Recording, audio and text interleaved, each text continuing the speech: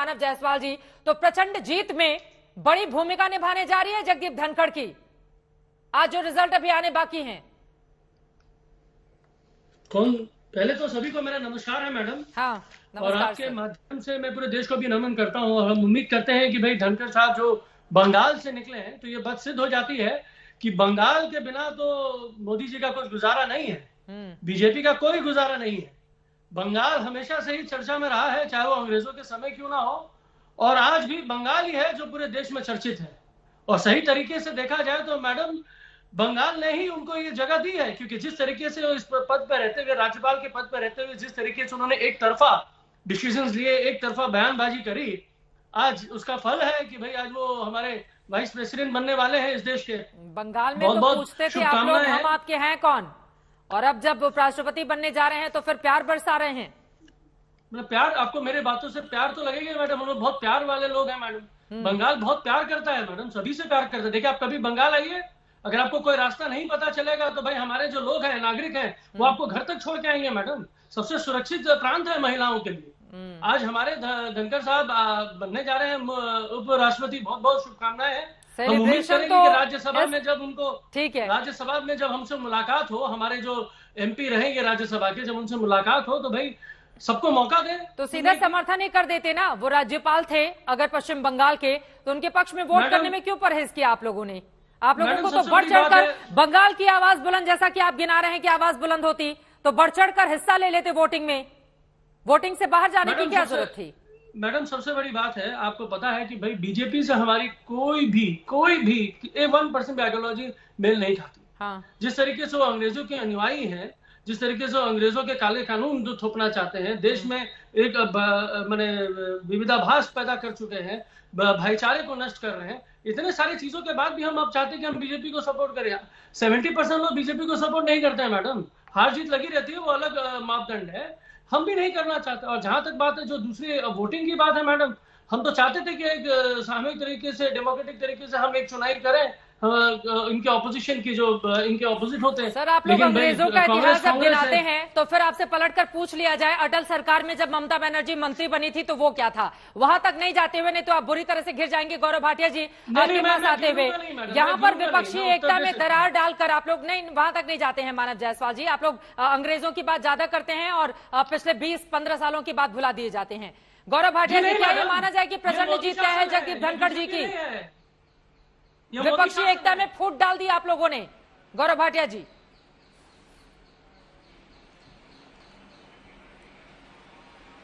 चित्रा जी देखिए, सर्वप्रथम तो ये कहूंगा कि आज देश के लिए ऐतिहासिक लम्हा, ऐतिहासिक पल होगा, और ये हमें यकीन है कि ऐसी जीत होगी, ऐसी प्रचंड जीत होगी कि विपक्ष भी देखेगा।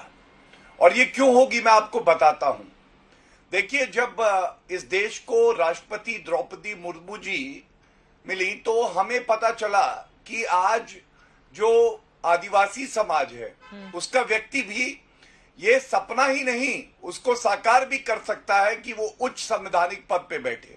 आज एक ओबीसी समाज का उप राष्ट्रपति जो कि किसान परिवार से आता है, एक अधिवक्ता भी है, और उसके साथ साथ करीब 33 साल राजनीतिक जीवन में रहा है।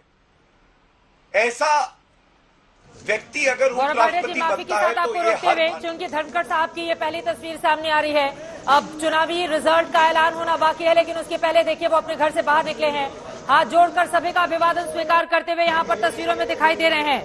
उनका राजनीतिक सफर किस तरह का रहा है वो हम आपको टीवी स्क्रीन पर दिखा रहे हैं। धनखड़ आखिर पहली पसंद उपराष्ट्रपति के लिए क्यों बने, भारतीय जनता पार्टी के, ये जानना भी बेहद दिलचस्प है। उनके घर पर आप देखिए उनके समर्थकों का जमावड़ा लगा हुआ है, और कुछ ही देर में जब ऐलान इस बारे में हो जाएगा कि वही उपराष्ट्रपति होंगे अगले, तो प्रधानमंत्री नरेंद्र मोदी भी उनके घर पहुंचकर उनको बधाई देने के लिए जाएंगे। धनखड़ राजस्थान के रहने वाले हैं, किसान परिवार से हैं, जाट समुदाय से आते हैं।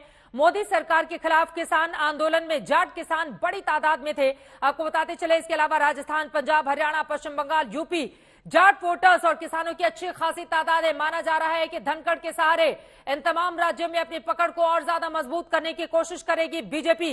राजस्थान में अगले साल चुनाव भी होने वाले हैं विधानसभा के, और यकीनन इनके जरिए राजस्थान की सियासत को भी नापने की कोशिश। गौरव जी, आपको रोकना पड़ा था, उनकी तस्वीरें सामने आ रही थी, अपनी बात को आगे बढ़ाएं आप। नहीं चित्रा जी, मैं समझ सकता हूं, आज ऐतिहासिक दिन है, ये तस्वीरें बड़ी अहमियत रखती हैं।